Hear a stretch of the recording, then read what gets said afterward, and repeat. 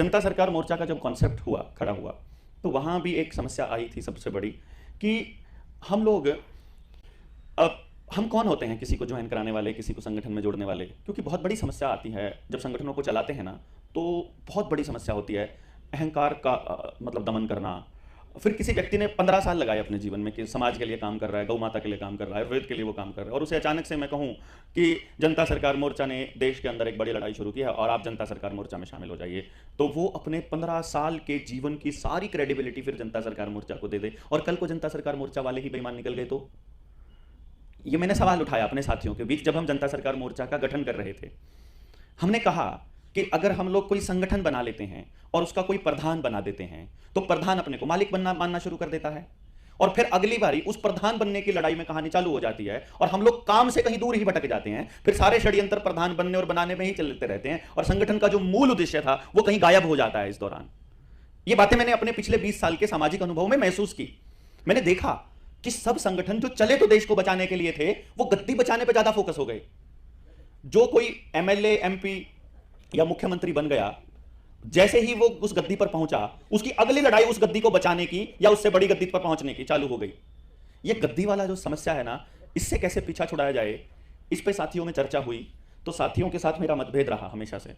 मैं खुलकर इस बात को इसलिए बोलूं, हमारे बीच मनभेद कोई नहीं है, लेकिन हमारे बीच मतभेद है। वो कहते हैं संगठन ऐसे चलता है, मैं कहता हूं अगर संगठन ऐसे चलता है तो आज तक जितने संगठन बर्बाद हुए, हमारे वाला भी ऐसे ही बर्बाद होगा। तो फिर हमको कोई नया प्रयोग करना चाहिए। हमने कहा हमें प्रयोग करना चाहिए कि हम लोग नेता विहीन, नेतृत्व और प्रधान विहीन संगठन चलाते हैं। कोई संगठन नहीं, लेकिन लोगों को संगठित करने का प्रयास चालू करते हैं। अब हमारा जनता सरकार मोर्चा का मैं बताऊं, कोई संगठन नहीं है, कोई संगठन नहीं। हमने जानबूझकर इसको ऐसा रखा है कि हम किसी को अपना आधिकारिक मेंबर बनाएंगे ही नहीं। हमारा कोई आधिपत्य आप लोगों के या किसी के ऊपर पूरी दुनिया में नहीं रहेगा कि हम इंस्ट्रक्शंस देंगे आपको या हम आपको बताएंगे क्या करना है। नहीं, अगर आपने अपने जीवन के 15 साल समाज को बचाने के लिए लगाए हैं, किसी ने 30 साल लगाए हैं, किसी ने 35 लगाए हैं, तो आप आगे भी अपने ही संगठन को मजबूत करने का काम करेंगे। बस आपको क्या करना है कि जैसे जनता सरकार मोर्चा में मान लीजिए हरियाणा के 50 संगठन शामिल हैं, तो आपका संगठन 51वां संगठन हो जाएगा उसके अंदर। अगर 200 संगठन है तो 201वां संगठन आपका हो गया। अब क्या हुआ कि अगर मान लीजिए 50 संगठन का ही एग्जांपल मैं लूं कि 50 संगठन थे, आपने कहा कि हम भी जनता सरकार मोर्चा के साथ में जुड़कर काम करना चाहते हैं, तो जनता सरकार मोर्चा में अब 51 संगठन हो गए। यानी कि जब आपकी ताकत एक संगठन की थी, जैसे ही आप जनता सरकार मोर्चा से जुड़े, आपकी ताकत 51 संगठनों की हो गई। तो अब किसी एक व्यक्ति के ऊपर अगर प्रशासन या कानून या कोई भी अगर अत्याचारी व्यक्ति अत्याचार करता है, तो अब आपकी आवाज उठाने वाले 51 संगठन, 50 संगठन और हैं। और जो किसी हमारे साथ कोई अत्याचार करता है, तो बाकी के सारे 51 संगठन खड़े हो गए। और जहां तक बात नेतृत्व की है, तो वो कुछ साथियों का ऐसा कहना है कि नेतृत्व विहीन कुछ भी चीज चलती नहीं है। मेरा यह मानना है कि यदि आपके विचार में ताकत है, तो आप 5 लोगों के बीच बैठे हो, तो बाकी के 4 लोगों को अपने आप पता चल जाता है कि इस व्यक्ति को नेतृत्व देना चाहिए कि नहीं देना चाहिए। और ये अनोनिमस होता है, वोटिंग करने की जरूरत नहीं होती है। वोटिंग करने की जरूरत केवल बेईमान लोगों में होती है। बेईमान लोग षड्यंत्र करते हैं। अगर आप ईमानदार हैं और 5 लोग काम कर रहे हैं, तो थोड़ी सी देर, थोड़े से दिन साथ काम करके आपको मालूम पड़ जाता है इस बंदे को हेल्थ का ज्यादा पता है मेरे से, इस बंदे को एजुकेशन का ज्यादा पता है मेरे से, ये बंदा ये वाला काम ज्यादा बेटर कर सकता है। तो जब संगठन में वो काम करने की बारी आएगी, तो जिस काम का जिसको अनुभव है वो उस चीज का नेतृत्व ले ले।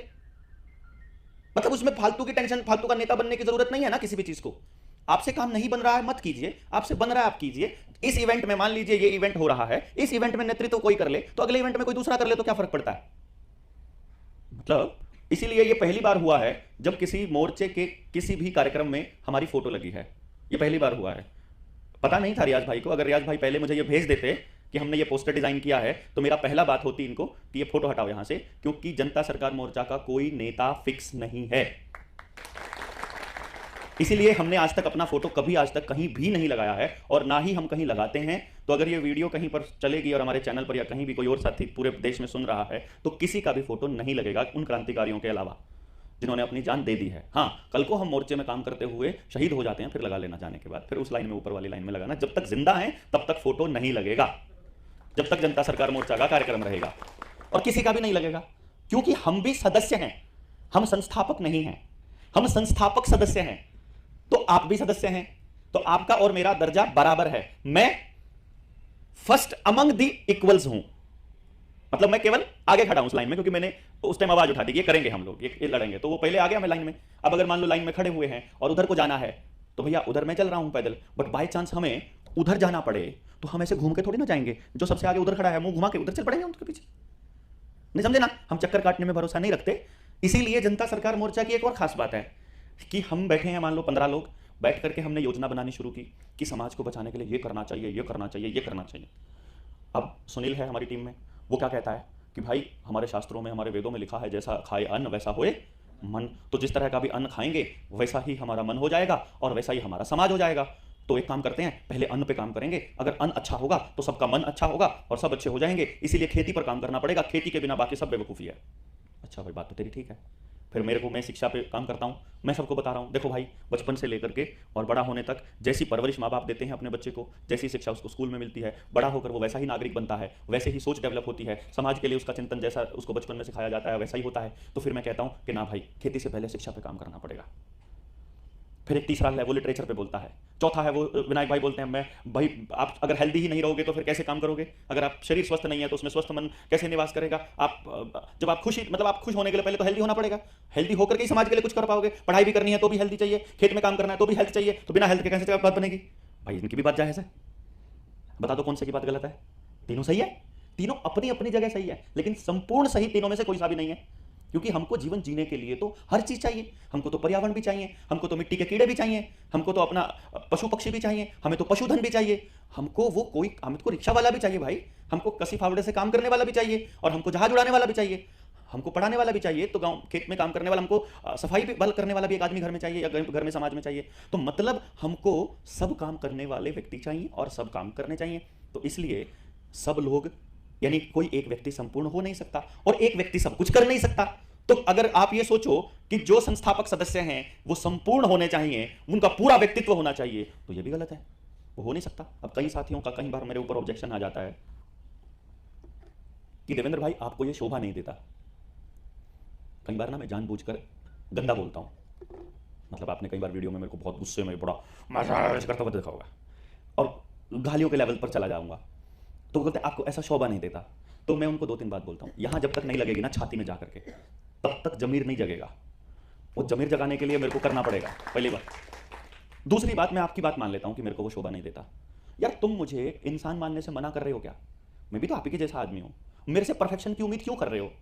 मेरे से आदमी होने की उम्मीद करो, मेरे से इतनी उम्मीद करो कि जितनी गलतियां आप कर सकते हो उतनी गलतियां मैं कर सकता हूं। अगर कोई चीज अक्षम्य है जिसको माफ नहीं किया जा सकता, वो है बदनीयती। वो बदनीयती है। अगर मेरी नीयत इस तरह की है कि मान लीजिए मैं किसी की बहू बेटी की तरफ गलत नजर से देखता हूं, सरेआम कोई ऐसा काम करता हूं जो समाज के लिए गिरावट का काम करता है, वहां आपको तिरस्कार करना चाहिए, सबको मिलकर के तिरस्कार करना चाहिए।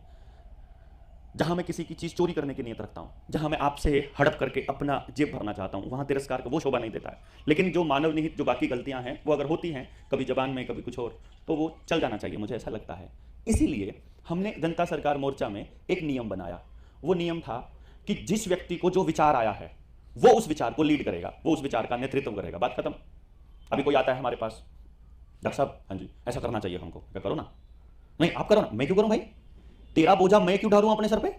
मेरे को नेता बनना होएगा, मेरे को क्रेडिट लेना होएगा तो मैं करूंगा ना भाई। विचार विनायक भाई का है, वो कहते हैं स्वास्थ्य पे काम करना चाहिए, और विनायक भाई से सारी बातें पूछ के स्टेज पे मैं बोल दूं ऐसे ऐसे करना चाहिए। विनायक भाई बोलेंगे यार ये क्या है, मैंने जो उसको घर में बैठ के समझाया था, बताया था, वो सारा बोल दिया।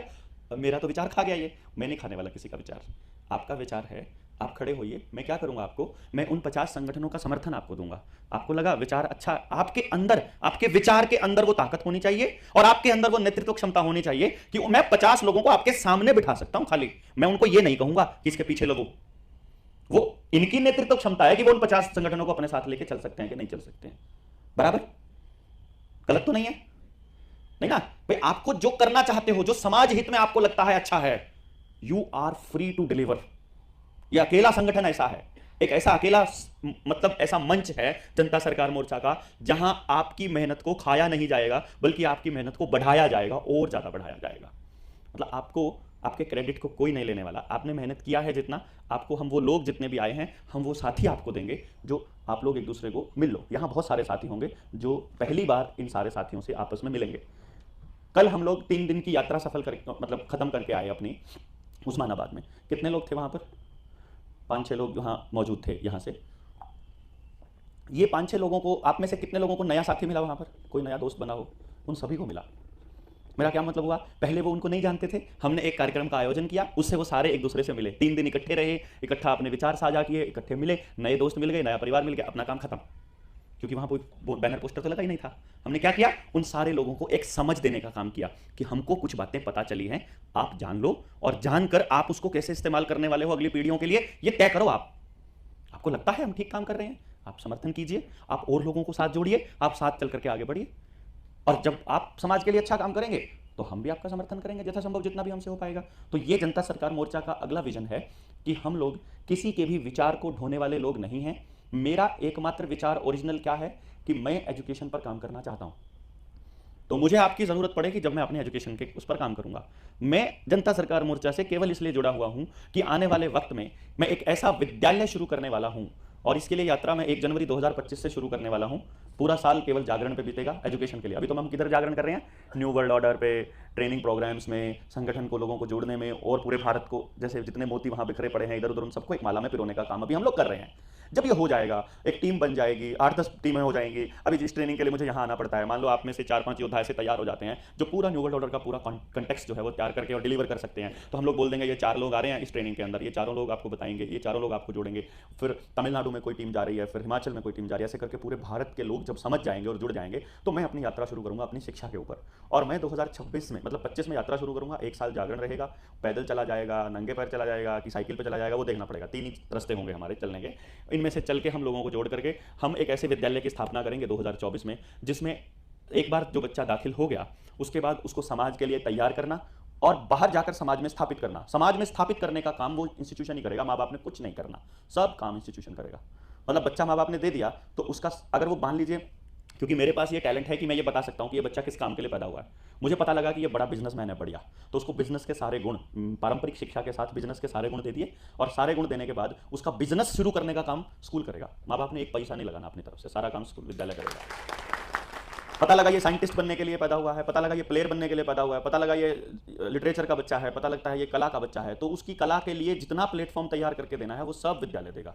माँ बाप का कोई काम नहीं। जो वहाँ पढ़ाने आने वाले हैं, जो उनकी सिलेक्शन पिछले 6 सालों से चल रही है, आपने देखा नहीं होगा, इंस्टीट्यूट बना नहीं है, सिलेक्शन चल रही है, पहले से लिस्ट तैयार हो रही है, ये आदमी ट्रेनिंग चल रही है पिछले 6-7 सालों से। जो आप में से बोलेगा कि हमको अपने उस विद्यालय का हिस्सा बनना है, तो वो भी अपना नाम देगा, उसकी ट्रेनिंग चालू हो जाएगी। अभी से अपने घर बैठे ट्रेनिंग चालू होगी, घर बैठे काम करना, कुछ नहीं करना, आपकी ट्रेनिंग वहीं से जो आप काम कर रहे हो वहीं से हमको मिल रहा है इनपुट की अभी कहाँ तक पहुंच गए। तो जब वो बंदे हमारे जितने तैयार हो जाएंगे, उसके बाद वो जो बंदा उस इंस्टीट्यूशन के साथ मिलकर काम करेगा, कोई भी वहां नौकर नहीं होगा किसी का।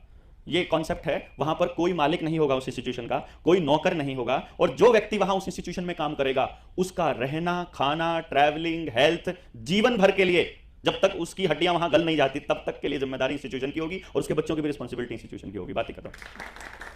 उसका बच्चा अगर वहां से काम करके, वहां से सीख करके, वहां से नॉलेज लेकर के अगर वापस इंस्टीट्यूशन में आना चाहता है तो फिर उसके बच्चों की जिम्मेदारी इंस्टीट्यूशन की, और अगर वो वहां से निकल करके बाहर जाकर कुछ काम करना चाहता है तो फिर वो फ्री आजाद है। इस तरह का हम लोग एक कॉन्सेप्ट में एक इंस्टीट्यूशन शुरू करें। मेरा तो ये सपना है। तो मेरा जनता सरकार मोर्चा में रहने का स्वार्थ ये है, मतलब इसके अलावा मेरा कोई स्वार्थ नहीं है। बाकी सब एक तरह से ये समझो कि अभी रिक्वायरमेंट है, जरूरत है, तो मैं एक तरह से स्टपनी का काम कर रहा हूँ फिलहाल के लिए, अभी के लिए, कि मान लो बोलने वाले नहीं है तो मैंने बोल दिया, ट्रेनिंग करने वाले अभी बंदे तैयार नहीं है तो मैं ट्रेनिंग भी कर रहा हूँ, मेरे को ये वाला काम करने के लिए बंदे अभी हमारे पास तैयार नहीं है तो मैं वो सारे काम अभी कर रहा हूँ। तो मैं वो करने के लिए नहीं बना, मतलब मुझे नेता बनने का शौक नहीं है, पर मुझे जबरदस्ती में नेतृत्व करना पड़ रहा है। समझ गए बस आप? तो ये है जनता सरकार मोर्चा का स्ट्रक्चर जो मैंने आपके सामने रखा है, ताकि आपके दिमाग में कोई डाउट ना रहे, कोई शक सुबह ना रहे। तो जनता सरकार मोर्चा के साथ अगर आप जुड़ना चाहते हैं तो भैया जी हमें आपसे कुछ नहीं चाहिए, सिर्फ एक ही प्रॉमिस चाहिए कि यदि आप जनता सरकार मोर्चा के साथ जुड़े हुए हैं तो आप अपने किसी भाई बहन, किसी साथी को धोखा नहीं देंगे, ये प्रण करके यहाँ से जाएंगे। आप हमको मदद कर पाओ या ना कर पाओ, कोई फर्क नहीं पड़ता है। आपको हमसे जुड़ना है, नहीं जुड़ना है, कोई फर्क नहीं पड़ता है। लेकिन अगर हम ये कह दें कि ये हमारा साथी है और ये दवाई बनाता है, तो ये भरोसा होना चाहिए कि ये आदमी जनता सरकार मोर्चा की टी-शर्ट पहने हुए है ना, तो ये आदमी गलत दवाई बेच ही नहीं सकता। ये आदमी अगर ये कर रहा है ना तो ये आदमी गलत काम करेगा ही नहीं। इतना भरोसा अगर समाज में हमने जगह दिया, फिर आपका काम खत्म, फिर समाज अपने आप आ जाएगा आपके साथ, फिर इन कंपनियों को हम लात मार के भगा देंगे, कोई दिक्कत नहीं है, फिर सब कुछ सुधार लेंगे, सारी व्यवस्था परिवर्तन कर लेंगे। लेकिन अगर बेईमान लोग साथ में जुड़ते हैं तो हमको बेईमाना करना पड़ेगा, फिर संभव नहीं है लड़ाई लड़ना, फिर कोई तरीका नहीं है, फिर कोई तरीका नहीं है, फिर आखिर में हमारा हश्र भी वही होने वाला है जो बाकी के क्रांतिकारियों का हुआ है। हम मरने से बिल्कुल नहीं डरते हैं, पर हम चाहते हैं हम ऐसे लोगों के लिए मरें कि हमें फक्र हो मरने के बाद भी कि हम ऐसे साथियों के लिए मरे जिन्होंने ईमानदारी चयन की है, जिन्होंने समाज चयन किया है पैसे से ज़्यादा। तो